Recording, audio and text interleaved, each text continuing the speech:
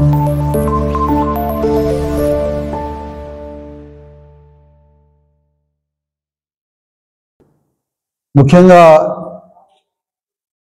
ఈరోజు press meet యొక్క ముఖ్య ఉద్దేశం 27వ తారీఖు జరగబోతున్న ఎమ్మెల్సీ ఎన్నికల సమరంలో ధర్మ సమాజ్ పార్టీ అభ్యర్థి మందా జ్యోతి గారు మా పార్టీ అభ్యర్థిగా పోటీ చేస్తున్నారు. ఆ అభ్యర్థి విజయాన్ని కాంక్షిస్తూ మరి ఈరోజు ప్రెస్ మీట్ నిర్వహించడం జరుగుతూ ఉంది. ఈరోజు శాసన మండలి ఎన్నికలు మన కళ్ళ ముందు జరుగుతున్నాయి. వాస్తవానికి శాసన మండలి రాజ్యసభ అనే పెద్దల సభలు ఎందుకు ఏర్పాటు చేశారంటే ప్రజాస్వామ్యం మరింత పరిరక్షించబడాలి, రాజ్యాంగం మరింతగా కార్యాచరణకు నోచుకోవాలి, దాని తగ్గట్టుగా లోక్సభ అసెంబ్లీలు కార్యాచరణలో లేవు. కాబట్టి సమాజంలో మానవతావాదులు, మేధావులు, నిపుణులు, స్థానిక సంస్థల ప్రతినిధులు, ఉపాధ్యాయులు, పట్టభద్రులు, సాహితీకారులు ఇలాంటి వాళ్ళు పెద్దల సభలోకి వచ్చి వాళ్ళు కూడా ఈ శాసనాలు తయారు చేసే దాంట్లో వీరు కూడా ఉండాలనే శాసన మండలి రాజ్యసభ అనే పెద్దల సభలను ఏర్పాటు చేయడం జరిగింది. చివరికి అగ్రవర్ణ కార్పొరేటు పెట్టుబడిదారులు అనే ఒక మాఫియా చివరికి శాసన మండలిలోకి రాజ్యసభలో కూడా చొరబడింది. ఇలా రాజ్యసభ చూస్తే మొత్తం పెట్టుబడిదారులు, వేల కోట్ల అధిపతులు, వివిధ రాష్ట్రాల నుంచి అదాని అంబానీ లాంటి వాడు కూడా రాజ్యసభలోకి వస్తాడు. అగ్రవర్ణాలు రాజ్యసభలోకి వస్తారు. సేమ్ మన శాసన మండలి.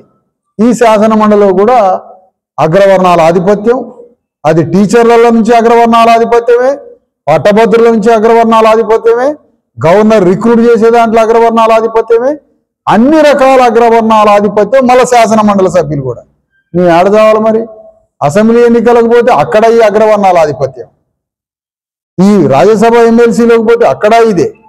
చివరికి చిన్న చిన్న అపార్ట్మెంట్లు, పార్కులు, చిన్న చిన్న యూనియన్ల దగ్గర నుంచి రాజ్యసభ వరకు ఈ రెడ్డి విలమ అభ్యర్థుల ఆధిపత్యం. అంటే వీళ్ళు చిన్న అపార్ట్మెంటు, లేకపోతే హౌసింగ్ కాలనీ, లేదా ఒక పార్కు కమిటీ, అక్కడికి పోయినా కూడా ఒక రెడ్డి గారు పోటీ చేయాల్సింది ఆడ కూడా. ఇట్లా ప్రతి చోట అగ్రవర్ణ ఆధిపత్యమే. చివరికి శాసన మండలిలో పట్టభద్రులంతా మన నిరుద్యోగులు, పేదలు ఉన్నారు కదా, ఆ నిరుద్యోగుల సమస్యలని పరిష్కారానికో, విద్యా వ్యవస్థ ప్రక్షాళనకో శాసన మండలి కన్నా అభ్యర్థులను పెడదాము, మంచిగా ఇక్కడన్నా మేము ఓట్లు సంపాదించుకుందామంటే ఈ పెద్దల సభ ఇంటలెక్చువల్ శాసన మండలిలో కూడా మందు పంచటం, దీంట్లో కూడా పైసలు పంచటం, ఇట్లా ఓట్లను కొనుగోలు చేస్తారు. దీన్ని తీవ్రంగా ధర్మ సమాజ్ పార్టీ ఖండిస్తూ ఉంది.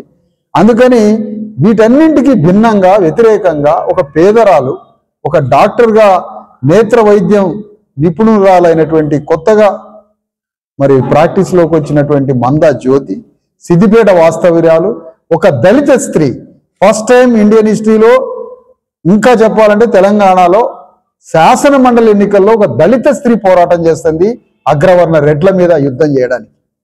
శాసన మండలికి ఓటు వేయమని మందా జ్యోతి పోటీ చేస్తుంది. ఆమె మహిళ, దళిత స్త్రీ, 2 అర్హతలు, 3వ అర్హత మాలా మాదిగలు కలిసిన ఆదర్శ కుటుంబం, నేత్ర వైద్యురాలు, ప్రజలకు సేవ చేస్తుంది. ఒక దళిత ఉమెను, మాలా మాదిగ 2 కులాలకు సంబంధించిన ఆదర్శ కుటుంబం, నేత్ర వైద్యంతో సమాజంలో సర్వీస్ చేస్తూ ఉంది. అదేగాక మా పార్టీ రాష్ట్ర కమిటీ సభ్యురాలు. అలాంటి మందజ్యోతి ఎన్నికల్లో ఒక నరేందర్ రెడ్డి, ఇంకొక రెడ్డి ఎవరాయా, అంజిరెడ్డి, ఇలాంటి పులుల మీద ఒక సాధు జంతువులాగా మేము యుద్ధం చేస్తున్నాం. అందుకని మేము కోరేది ఏంటంటే బీసీ, ఎస్సీ, ఎస్టీ పట్టభద్రులంతా మందజ్యోతికి ఓటు వేయండి. ఒక పేదరాలు, సామాజిక అణిచివేతకు గురైన ఒక దళిత స్త్రీ రేపు శాసన మండలికి పంపిస్తే ఈ పట్టభద్రుల, విద్యావంతులైనటువంటి నిరుద్యోగుల యొక్క సమస్యల్ని, మొత్తం విద్యా వ్యవస్థని ప్రక్షాళన చేసి విద్యను డెమోక్రటైజ్ చేయడం అంటే విద్య కొద్దిమంది చేతిలోనే ఉంది. కొద్దిమంది చేతిలో ఉన్న విద్యని ప్రజలకందరికీ అందుబాటులో తీసుకొచ్చే విద్యా వ్యవస్థని ప్రజాస్వామీకరించడం, నిరుద్యోగుల సమస్యల్ని పరిష్కరించడం, చదువుకున్న పట్టభద్రులందరికీ ఉద్యోగ నైపుణ్య అవకాశాలు ఇప్పించడం, ఇలాంటి కార్యక్రమాలన్నీ చేయడానికి మరి ఈరోజు మందా జ్యోతి అనేటువంటి ఒక మంచి చదువుకున్న దళిత స్త్రీని ఈ ఎన్నికల్లో నిలబెట్టినాం. ఈ హోరాహోరీ యుద్ధంలో ఒక ఆయన ప్రైవేట్ స్కూల్స్ కంప చేను మేసినట్టుగా ఉంది. కంప అంటే చేనుకి రక్షణగా కంపను పెడితే ఆ కంపే చేను మేస్తే, అట్లనే ప్రైవేటు కార్పొరేటు రక్కసి ఇవాళ విద్యా వ్యవస్థని కంట్రోల్ చేస్తుంటే వాళ్ళు పోయి శాసన మండలిలోకి పోతే విద్యా వ్యవస్థను వాళ్ళు రక్షిస్తారా? విద్యా వ్యవస్థ మీద అణుబాంబులు వేసి ప్రభుత్వ విద్యాలయాల్ని ధ్వంసం చేయడానికే కార్పొరేటర్లు మళ్ళా శాసన మండలి ఎన్నికల్లోకి వస్తున్నాడు. అందుకని ఈ సందర్భంగా ఈ శాసన మండలిలో పోటీ చేసే అగ్రవర్ణ అభ్యర్థులు ఎవరైతే ఓట్లు కొనుగోలు చేస్తారో, ఓట్లు కొనుగోలు చేయడం అమాయక ఎస్సీ ఎస్టీలని బీసీలని ప్రభావితం చేసి అమాయకులను లొంగ తీసుకొని ఎస్సీ ఎస్టీలకి డబ్బులు ఇచ్చి పైసలు ఇచ్చి మందు పంచే ప్రతి ఒక్కడి మీద ఎస్సీ ఎస్టీ కేసులు పెడతాం. ఇది మాత్రం పక్కా. ఎస్సీ ఎస్టీ కేసులు పెట్టి వాళ్ళని ఎంతకాలం జ్యుడిషియరీలో విచారణ ఎదుర్కోవాలో అక్కడ దాకా పోరాటం చేస్తాం. పైసలు పంచే ప్రతి అగ్రవర్ణం వాడిని ఈ ఎన్నికల్లో ఎస్సీ ఎస్టీ కేసులు పెడతామని ఈ సందర్భంగా ప్రకటిస్తా ఉన్నాం మేము. అందుకని అమాయక ఎస్సీ ఎస్టీల దగ్గరకు వచ్చి వాళ్ళ ఓట్లను కొనుగోలు చేయొద్దు. సిగ్గుశరం ఉంటే ఒక చదువుకున్న శాసన మండలిలోకి మేధావులు పోవాల్సిన ప్రయాణంలో ఇవాళ ఓట్లు కొనుగోలు చేయడానికి బయలుదేరింది. అటు వరంగల్లో పోతేనేమో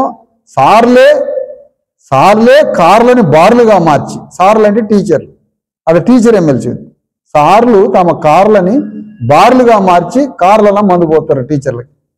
వాళ్ళ మీద ఎస్సీ ఎస్టీ కేసులు పెట్టడానికి ఆల్రెడీ అయినా. ఇక్కడ కూడా అదే పని చేస్తాం. మర్యాదగా పైసలు పంచకుండా మీదేందో మీ కాన్సెప్ట్ చెప్పండి.